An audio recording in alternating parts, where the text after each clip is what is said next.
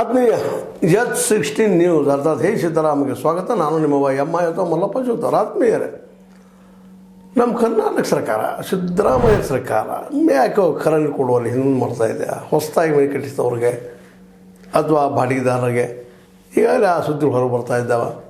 ಜೊತೆಗೆ ಇನ್ನೂ ಲಕ್ಷ್ಮೀ ಧನ ಈಗಾಗಲೇ ಪ್ರತಿ ತಿಂಗಳು ಕೊಡ್ತಿರುವಂಥದ್ದು ದುಡ್ಡು ಬರ್ತಾ ಇಲ್ಲ, 2,000 ರೂಪಾಯಿ ಅನ್ನುವಂಥ ಮಾತುಗಳು ಕೇಳಿ ಬರ್ತಾ ಇದ್ದಾವೆ. 2-3 ತಿಂಗಳಾಯಿತು ಇಲ್ಲ ಅಂತೇಳಿ.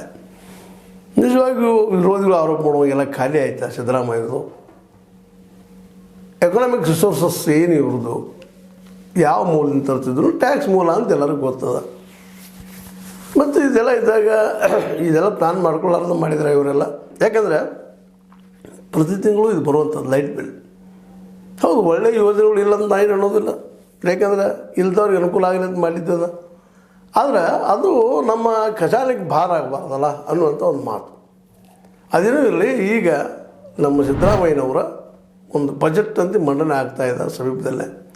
ಅದಕ್ಕಾಗಿ ಏನೇನೋ ಕಸರತ್ತು ನಡೆಸಿದ್ದಾರೆ ಅವರು. ದುಡ್ಡು ಹೊಂದಿಸ್ಬೇಕಲ್ಲ, ಸಾಣದಲ್ಲ. ಇದು ಫ್ರೀ ವಿದ್ಯುತ್ ಕೊಡಬೇಕಾಗಿದೆ. ಅದ್ರ ಜೊತೆಗೆ ಸ್ತ್ರೀಯರಿಗೆ ನಮ್ಮ ಲಕ್ಷ್ಮಿ ಒಂದು ಯೋಜನೆಯಲ್ಲಿ, ಮಹಾಲಕ್ಷ್ಮಿ ಯೋಜನೆಯಲ್ಲೇ ಹೆಣ್ಣುಮಕ್ಕಳಿಗೆ ತಿಂಗಳಿಗೆ 2,000 ಕೊಡುವಂಥದ್ದು, ಇನ್ನುಳಿದ ಹಿಂದಿನ ಕೆಲವೊಂದಿಷ್ಟು ಸ್ಕೀಮ್ಗಳು ಕೊಡಬೇಕಾಗಿದ್ದು.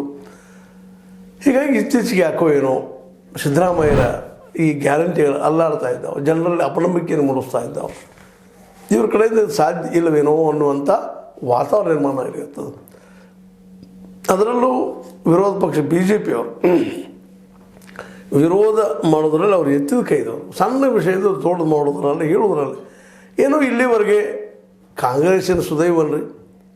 ಯಾಕಂತಂದ್ರೆ BJPಯಲ್ಲಿ ಆಂತರಿಕ ಗದ್ದಲು ಇನ್ನೂ ಅದು ಇಲ್ಲ ಅಂತಲ್ಲ, ಆರಿಲ್ಲ, ಅದು ಬೆಂಕಿ ಬೂದಿ ಮುಚ್ಚಿದ ಕೆಂಡದಂಗೆ ಅದ ಅಲ್ಲಿ. ಆದರೆ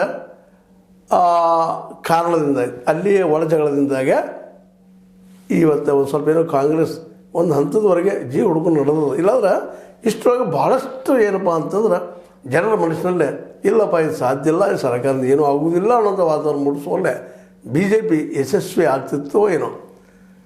ಆದರೆ ಇಂಥ ಸಂದರ್ಭದಲ್ಲೇ ಕಾಂಗ್ರೆಸ್ ಸಹಿತ ಏನೋ ಅನಗತ್ಯ ವಿಷಯಗಳ ಬಗ್ಗೆ